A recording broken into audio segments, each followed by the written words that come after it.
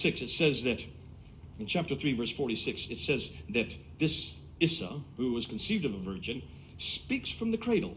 Now, I don't remember that in my Bible. I don't think that Jesus did speak from the cradle. I'm not here to dispute that right now. I'm just here to help you guys out with your own Quran. Could Muhammad speak from the cradle? No. So already his birth is superior. His childhood is superior than Muhammad's. 3 verses later, it says in verse 49 that this child, Jesus, took some mud, formed it into clay, blew on it, and they flew up in the air. That means he created out of nothing. Could Muhammad create anything? Did Muhammad ever do any miracle? Absolutely not. 3 times in the Quran, the Jews ask him to do a miracle. He says, I can't do miracles. I'm nothing more than a messenger. All the prophets before me did miracles. You killed them all. That's not much of a defense, is it? Muhammad never did a miracle. Here's Jesus doing a miracle. Oh, it doesn't stop there. It then says that this Issa not only healed the sick, gave sight to the blind, he resuscitated the dead. Could Muhammad do any of that? No, Muhammad usually did just the opposite. And then we come back to Surah 19, chapter 19, verse 19. And this is my favorite. In your Quran, it says this Issa, it actually talks about Jibril. He comes to Mary, and he says, Mary, truly, I am giving you a righteous son. What does righteous mean? Sinless, pure, a sinless son. That's in the Quran. That's in your Quran. Were the prophets sinless? Every prophet sins.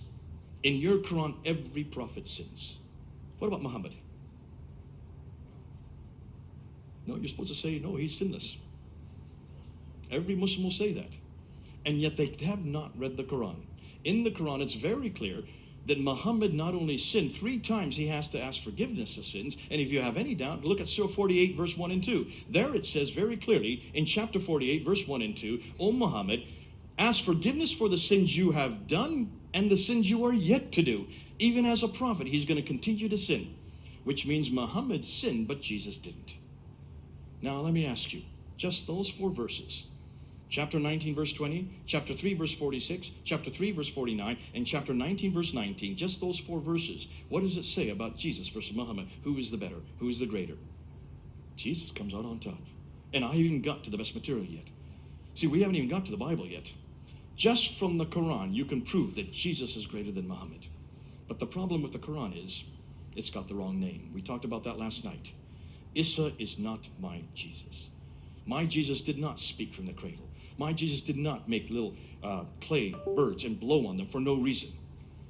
My Jesus did not take some tree and have his mother shake it so they could have fruit in Surah 19. And most importantly, in Surah 4, Ayah 157, it says clearly that Jesus did not die on the cross. And if he did not die on the cross, every one of us in this room is damned.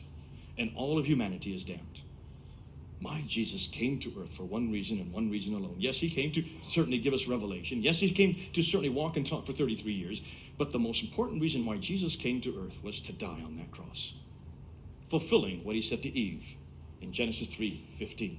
Fulfilling what all the prophets were looking at. What Isaiah 53 is all about. What Isaiah 7:14 is all about. It is that Jesus who comes to die on the cross. And with one verse in the Quran, it destroys any notion that Jesus died.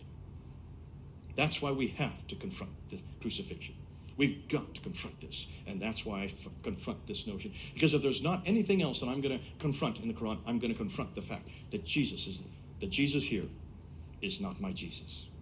This Jesus never gets on the cross. In fact, it says another took his place. That God put the image on another person, and that man died in the place of Jesus. Now, when you stop and think through the consequences of that, just think through how hopeless and idiotic that sounds.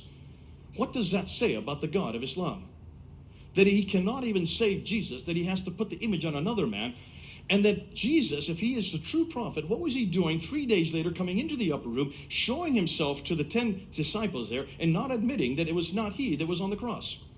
And a week later, when Thomas comes and doubts him, he shows him the holes in his hands, and he shows him the holes in his feet, proving that he was the man that was on the cross. What kind of Jesus, what kind of prophet lies like that?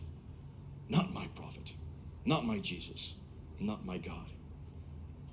And what kind of God takes the image, puts it on another man, lets that man die in his place, and then doesn't tell anybody for 600 years? lets a whole religion grow and grow and grow, and it started from 500 there at the time of Jesus' death and moved to 30 million by the 4th century. What kind of God allows that to happen? And then suddenly, 600 years later, he says, well, let me tell this man over here who cannot read or write, who's nothing more than a shepherd or a camel herder there in the desert of Arabia. Let me tell him the real story. Not my God. My God doesn't deceive like that. Not the God of this book. That's why I refuse to come back to this book. And that's why I refuse to follow this God. Thank God we've got a God that doesn't deceive. Thank God we have a God that's consistent all the way through. And thank God everything he says we can trust. And everything he promises comes to fulfillment. Now let's talk about you women.